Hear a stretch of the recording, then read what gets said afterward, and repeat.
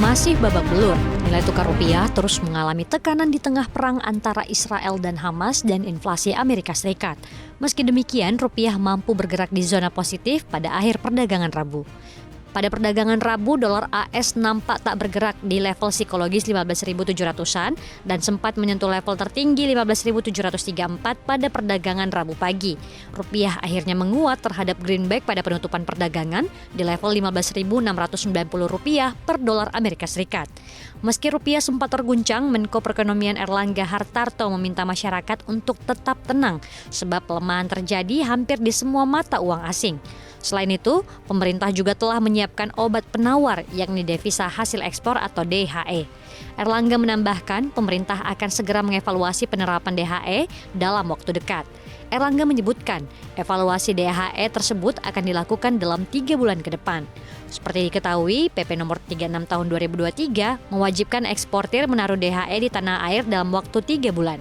Aturan DHE itu wajib diterapkan pada 4 sektor, diantaranya pertambangan, perkebunan, kehutanan, dan perikanan.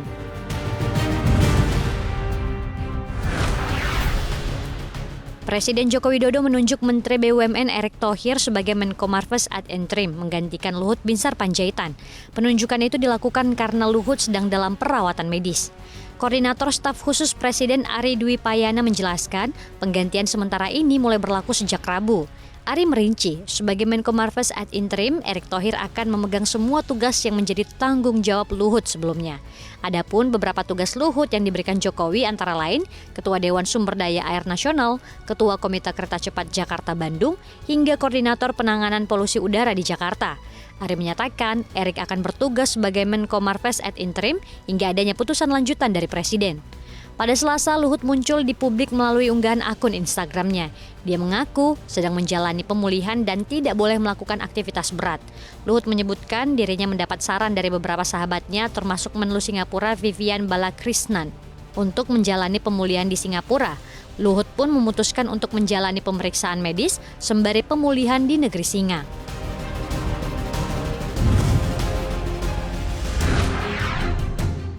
Pemerintah terus menjajaki proyek pengembangan kereta cepat hingga Surabaya. Bersamaan dengan itu, sejumlah pihak dalam negeri tengah merancang kereta cepat made in Indonesia bernama Merah Putih. Senior Manajer Humas dan Kantor Perwakilan PT Inka Agung Dwi Cahyono menuturkan, proyek ini dikerjakan secara bersamaan oleh sejumlah instansi, diantaranya ITS, ITB, UGM. Ketiga universitas tersebut bertugas melakukan riset dan perancangan aerodinamis serta penggerak. Sementara Inka bertugas merancang dan menyusun karbadi aluminium dan bugi kereta cepat. Badan Riset Inovasi Nasional turut dilibatkan sebagai penguji teknologi. Rencananya, pada tahun depan, Inka akan membuat prototipe Merah Putih. Terkait biaya pengembangan kereta cepat Merah Putih, Agung menjelaskan, proyek ini membutuhkan investasi 3-4 miliar rupiah. Dana ini berasal dari bantuan dana riset LPDP, serta instansi-instansi terkait lainnya, termasuk Inka.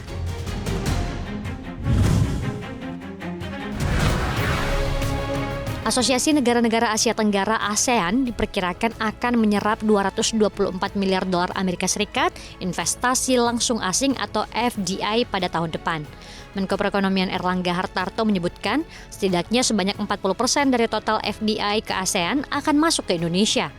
Itu berarti ada sekitar 80 miliar dolar Amerika Serikat atau setara 1.256 triliun rupiah akan mengalir ke Indonesia. Hal ini terjadi karena Indonesia memiliki stabilitas politik. Pertumbuhan ekonomi terjaga di level 5% serta inflasi relatif terjaga. Dikutip dari UNTAD, sepanjang 2022, Indonesia meraih investasi asing terbesar kedua di Asia Tenggara setelah Singapura. Nilai FDI Indonesia tercatat mencapai 21,96 miliar dolar AS. Sementara itu, Singapura yang meraih posisi pertama mencatatkan FDI 141,21 miliar dolar AS. Dari data UNTAD ini, total FDI sepanjang 2022 di ASEAN mencapai 222,56 miliar dolar Amerika Serikat.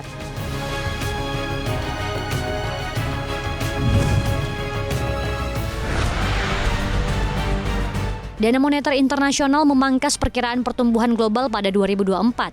Berdasarkan laporan World Economic Outlook, IMF memperkirakan pertumbuhan produk domestik bruto real global pada 2023 tidak berubah.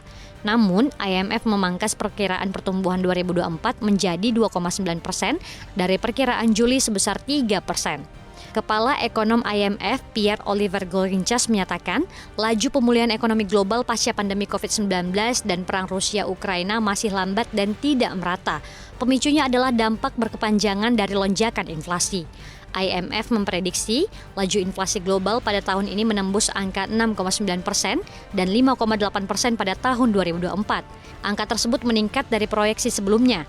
IMF bahkan mencatat inflasi tidak akan kembali mencapai target hingga 2025 di sebagian besar negara.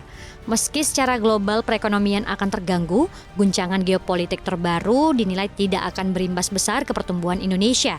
IMF tetap memproyeksikan ekonomi tanah air stabil di 5% di 2023 dan 2024.